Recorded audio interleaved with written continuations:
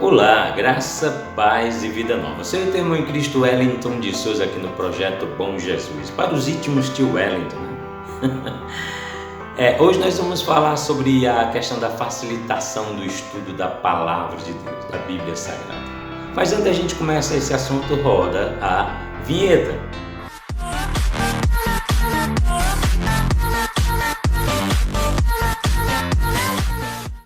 Muito bem, tem uma escritura em Oséias capítulo 4, versículo 6, Oséias capítulo 4, versículo 6, que diz o seguinte: O meu povo foi destruído porque lhe faltou conhecimento. Porque tu rejeitastes o conhecimento, eu te rejeitarei, para que não sejas sacerdote diante de mim. E visto que esquecestes a lei do teu Deus, também eu te esquecerei, eu esquecerei de teus filhos. Parece uma palavra bem severa da parte de Deus.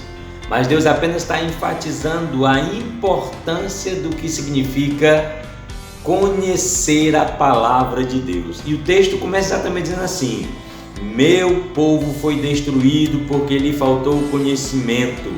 Porque tu rejeitastes o conhecimento, também eu te rejeitarei. Deus enfatiza com tanta força a questão da importância do conhecimento que faz a gente pensar. Uma vez a gente estava andando pela rua e encontramos vários jovens com a camisa escrita assim: Jesus te ama. Aí nas costas da camisa tinha um texto enorme, um texto muito grande, um texto bíblico que a gente não conseguiu ler. E às vezes essa questão do não conseguir ler nem sempre é porque o texto é grande, é porque não damos atenção a alguns detalhes que precisamos dar quando lemos a palavra de Deus. Temos algumas regrinhas básicas para que a gente possa ter maior compreensão daquilo que está nas Sagradas Escrituras. Quando você for ler a palavra de Deus, não lê como você lê qualquer livro de história, não lê como você lê qualquer almanaque, Conversa com o Espírito Santo de Deus, diga: Senhor, eu vou ler agora a tua palavra, Senhor, desperta em mim um conhecimento que possa ver na linha e nas entrelinhas, que me faça compreender o teu desejo para a minha vida relacionado a isso que eu estou lendo agora. E as coisas vão começar a melhorar. Deixa eu voltar aqui para a minha pesquinha de novo. Diz assim: o texto bíblico de Oséias nos diz que o povo de Israel experimentou grande tribulação porque se afastou do conhecimento de Deus. Tendo isto em mente, tendo essa informação em mente, que eles padeceram, que eles sofreram, que eles passaram por grande tribulação, porque se esqueceram do conhecimento da parte de Deus. Responda as seguintes perguntas, para você refletir na sua mente. Responde aí na tua própria consciência. Como podemos adquirir maior conhecimento de Deus? Eu já deixei uma dica nas palavras que eu usei ainda há pouco. Quando nós lemos a Bíblia, nós nos aproximamos mais de Deus. O intuito de a gente ler a Bíblia quantas vezes nos for possível é para que nós sejamos mais parecidos com o nosso Senhor e Salvador Jesus Cristo, para que possamos existir nessa terra assim como Ele existiu no seu tempo. Hoje Ele está num tempo de eternidade, nós ainda estamos num tempo que é passageiro antes de entrarmos num tempo de eternidade. E até lá temos que cumprir uma missão, a missão para a qual Deus nos colocou nessa terra. E só há um jeito de saber qual é esta missão, lendo a palavra de Deus. Então esta é uma forma, busca no Espírito Santo. A outra pergunta é: de que forma o estudo bíblico contribui para a nossa qualidade de vida?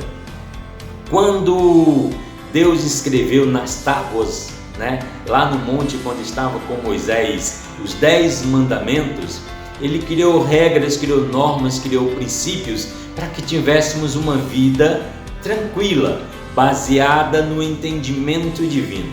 Quando Jesus Cristo veio, né? E perguntaram a ele: mestre, qual o maior mandamento?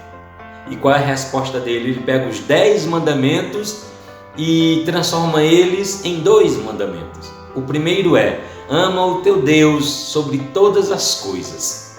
E o segundo é: ama o teu próximo como a ti mesmo. Ou seja, qual é o maior mandamento? Amar.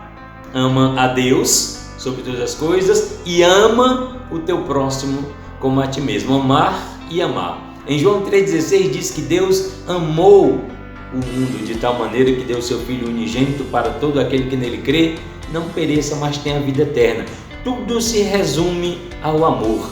Se eu amo o meu próximo, se eu amo o meu irmão, eu não vou cobiçar o que é dele, eu não vou roubar o que é dele, eu não vou matá-lo, eu não vou traí-lo, eu não vou humilhá-lo, eu não vou fazer nada de ruim com ele porque eu o amo. É simples entender Deus, é simples entender o que Deus espera de nós. Ele simplesmente quer que nós amemos a Ele sobre todas as coisas e amemos ao nosso próximo como a nós mesmos. Amém? Então esta é uma forma que o conhecimento das Escrituras melhora a nossa vida. Já pensou se toda a humanidade tivesse esse entendimento? Seria sensacional. Aí ele continua dizendo assim: para uma boa... Isso aqui eu aprendi numa escola de missões que a gente fez, né? Eu fiz essa anotação aqui, ó. Para uma boa leitura bíblica é necessário, ao ler um texto, responder as seguintes perguntas. Porque de repente a gente começa a ler um texto, né? Alguém diz: abra aí Mateus capítulo 24 e vamos ler o capítulo inteiro. E as pessoas começam a ler, até o último versículo, e às vezes não compreende do que é que o autor está falando ali nas suas letras. Então temos que responder as seguintes perguntas: quem está escrevendo? Quem foi que escreveu aquele texto? Quem é a personagem que escreveu aquele texto? Não é o personagem principal do texto, é quem escreveu aquele texto. A segunda pergunta: para quem ele escreveu aquele texto? Foi destinado a quem? Para quem aquele texto foi escrito? Em que circunstância aquele texto foi escrito? Aonde eles estavam? Qual a condição social, política, econômica do lugar? Tenta se aprofundar de verdade. Parece um absurdo, mas tenta se aprofundar de verdade. Em que circunstância aquele texto foi escrito, né? Outra: por que o texto foi escrito? Qual a razão pela qual o texto, motivo, razão e circunstância pelo que o texto foi escrito, né? E a última, e talvez a mais importante, devia estar no topo dessa lista: que lição podemos tirar do texto que nós vamos ler? Que lição nós podemos tirar para a nossa vida do texto que a gente vai estar lendo, né? Então há essa preocupação: quem escreveu? Para quem escreveu? Onde estava quando escreveu? Por que ele escreveu? E que lição eu posso tirar disso? Isso tem que ser avaliado à medida que você vai estar lendo, para que a gente não pegue algo que era específico para um tempo e usar para todos os tempos da nossa vida. Nós podemos aprender lições, mas também podemos aprender princípios dentro dessas escrituras. Amém ou não amém? Aí, continuando aqui na minha pesca, eu estou pescando aqui um pouquinho também, né? Diz assim: a Bíblia não é uma janela, é um espelho. Quem usa muito essa expressão, né? É o apóstolo, o diretor do Mevan, né? O presidente do Mevan, né? O apóstolo Luiz Hermínio. Que a Bíblia não é uma janela, é um espelho. Sabe por que há essa preocupação nessa palavra, nessa frase? É porque muitas vezes nós ouvimos uma escritura que alguém lê para nós, que alguém explica para nós, lá onde nós professamos a nossa fé, na igreja na qual nós congregamos, nós ouvimos uma palavra e dizemos assim: ah, como eu queria que fulano de tal ouvisse essa palavra. Deixa eu te dizer, a Bíblia não é uma janela pela qual você olha para o outro. A Bíblia é um espelho no qual você olha para você. no qual você olha para você. A Bíblia fala com você. Tem muitas pessoas que abrem a Bíblia, né, e fazem até essa pergunta: eu queria tanto ver o que é que Deus tem para me dizer. Faz o seguinte, abra a Bíblia para ver o que ela fala sobre Deus. E quando nós buscamos a Deus de todo o entendimento, toda nossa força, com todo o nosso desejo, Deus vai revelar quem de fato você é, quem de fato nós somos. Quanto mais nos aproximamos de Deus, mais pecador nós nos sentimos, porque Ele vai nos limpando de dentro para fora. Ele vai tirando de nós aquilo que muitas vezes nós mesmos escondemos dentro de nós. Aquele pecadinho de estimação, aquela sujeirinha que está lá no cantinho que nós não queremos que ninguém saiba. Quando nós lemos essa palavra, aquela sujeirinha começa a nos incomodar e nós sentimos o desejo de ser limpos por esta água viva da fonte do trono de Deus. Amém? A Bíblia não se trata de vários livros citando várias histórias, contando várias histórias. É um único livro contando uma única história. A Bíblia inteira, de Gênesis a Apocalipse, ela conta a mesma história. Ela fala do mesmo propósito. Ela nos aponta para a mesma direção. Uma promessa.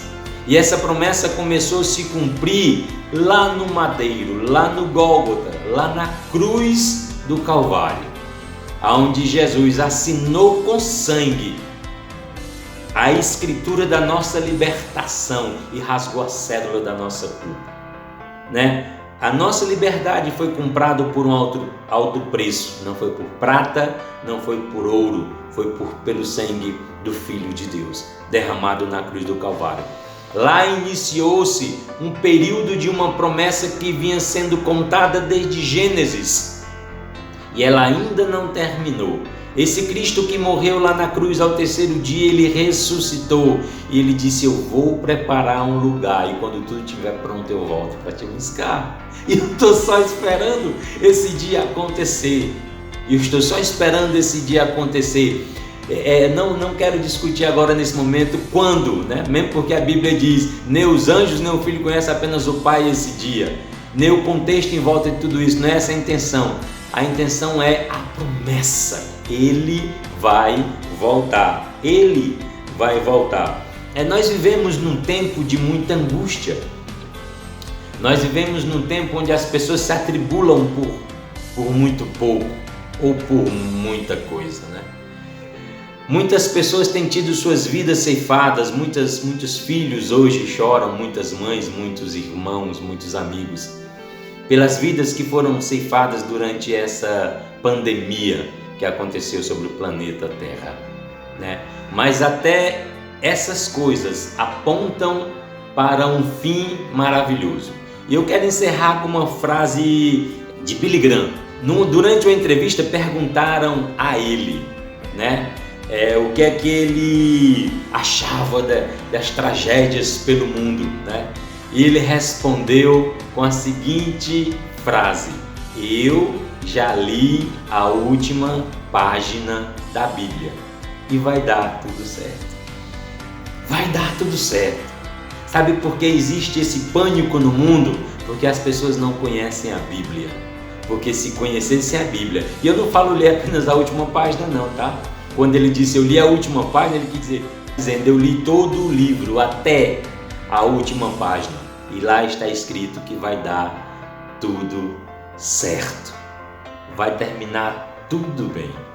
Então o que nós precisamos é nos aplicar nesta palavra para entender a movimentação da terra nesses dias, a preparação para o retorno glorioso naquele grande e terrível dia do Senhor. Então, não é motivo para estar se assombrando, para ter medo, é motivo para glorificar a Deus. Estamos a cada dia mais perto do retorno do nosso Salvador e Senhor Jesus Cristo. Amém? Esta foi a aula que nós tínhamos para hoje, né? Eu aprendi muito, né? E espero que você também possa ter aprendido acerca de algumas coisas que precisamos para ler a Bíblia de forma correta. Sou eu, teu irmão em Cristo, Wellington de Souza, aqui do Projeto Como Jesus. Graça, paz e vida nova.